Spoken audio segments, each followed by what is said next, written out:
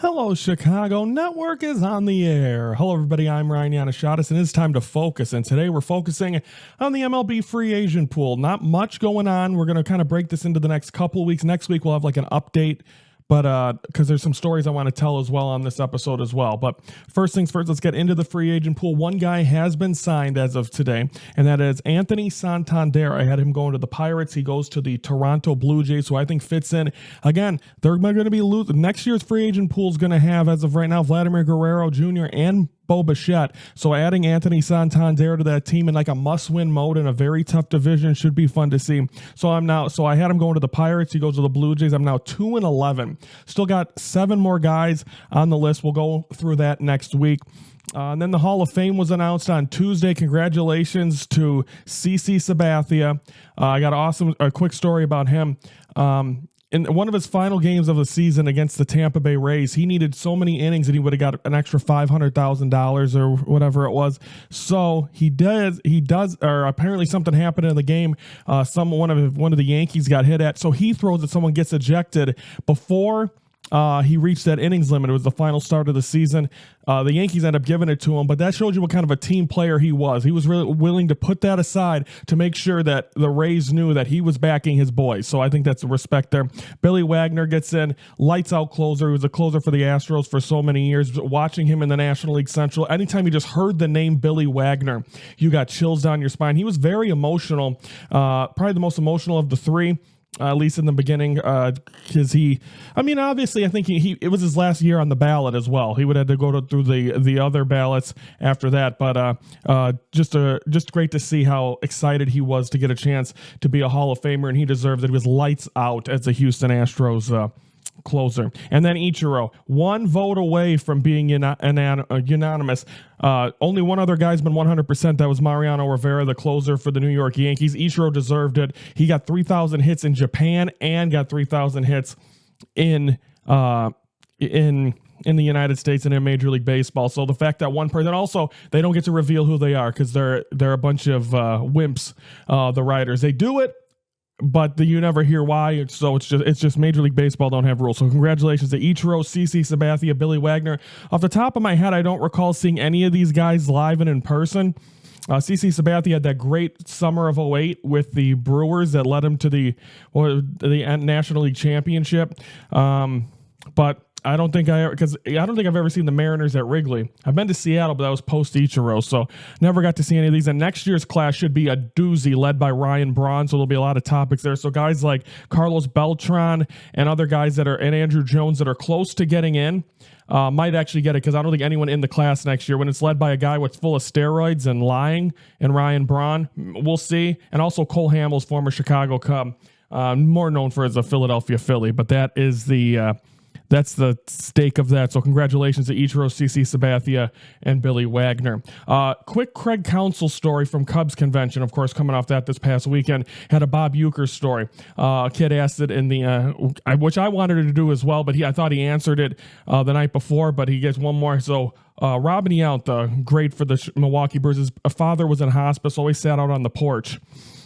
Just kind of watching in the backyard. So the one day Robin's there with his dad, and his dad goes, "I think I just saw Bob Uecker run through the backyard with no pants on."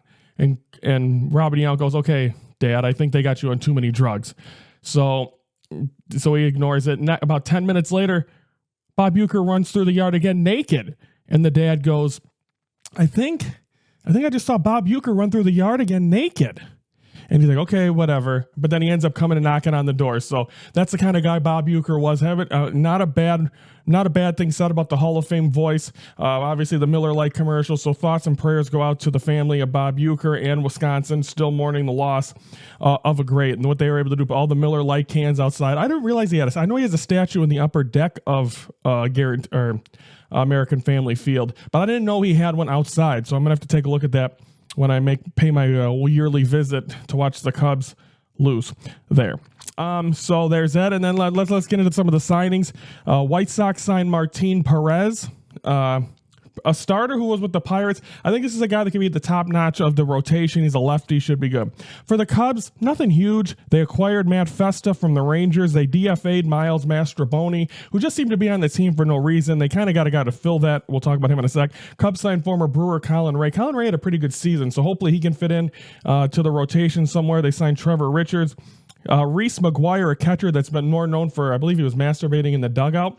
But we'll see if he can get past that. And then they signed John Birdie. They just signed him on Wednesday. I like that. I like that move. I like John Birdie. I think he's a speedster, Cub killer actually with the Marlins. It makes good contact. So we're still waiting for that other shoe to drop with the Cubs, and we're going to get to that in just a second. Dodgers signed Roki Sasaki, Tanner Scott, the closer, and rumor, and it seems like it's a report, Kirby Yates. So they got the two closers. They got the best starter. And then, so everyone's going to the Los Angeles Dodgers, making them the evil empire that everyone's going to hate. And I hated them before this because, of course, the rivalry with the Cubs in 2014, 15, or 15, 16, 17, or no, 16, 17, and 18. And then Tom Ricketts over at CubsCon over the weekend says he just looks to break even as a Cubs owner. Tom Ricketts, and he says he's not New York or Los Angeles. You might not be, but you're third right behind them. And you act like a cheap owner. I have still not convinced. I know you got Kyle Tucker. Still not convinced. You haven't sold me to come to Wrigley Field this year, except for when Sammy Sosa goes into the Hall of Fame. So do something. You need to sign someone, because it seems like Tanner Scott was going to come to the Cubs and be their closer, but you wouldn't go to the fourth year until after he already signed his deal or already agreed to go to the Dodgers. He wanted to come to the Cubs. There are guys that want to come here. This is Jed Hoyer's last year under this contract. Make it be something. You might only have 1 year of Kyle Tucker, because the way it sounds being cheap, I know they agreed in arbitration, which is good, but still, this is ridiculous. Stop being cheap. Break even. You don't say that. You talk about that in-house. You go out there and put the best team on the field. Don't be cheap. You're in Chicago. You're winning. 40,000 fans are there 81 days a year.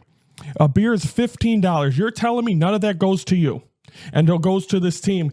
You should be embarrassed as an owner. And I'm still not convinced that I should go to Wrigley Field in 2025, except for the Sammy Sosa ceremony. I'd like to go in April to see Shohei, but we'll see. I just don't know. I think I might be gone that week. So it is what it is. But Tom Ricketts, you're cheap. And you can continue to not like that, but put some balls in there. You still got you need a closer. So hopefully the next time we do one of these, we're going to have one next week, but most of it's going to be pre-recorded. We'll do an update segment on there as well. But just hopefully, they got to make some moves. We're less than a month till spring training starts. You want to have your roster built by then, because then everyone, as you saw last year, everyone got set back a little bit. So that'll do it for this edition of MLB free agent pool. Only one sign. Still got Alonso and Bregman out there. We'll talk about all that next week as well. We'll talk about all the other free agent signings as well. That'll be next week on the show. So that'll do it tomorrow. We're going to talk Bulls and Blackhawks, which is a riveting television to close out the week, because neither team plays well. Don't comment below. What are your thoughts on anything that I talked about? I went all over the place at the Dodgers, the Craig Counsell, Bob Uecker story, Tom Ricketts being cheap. Please comment below. And what your thoughts, the Hall of Fame. Comment below. Don't forget to subscribe to the Hello Chicago Network YouTube channel.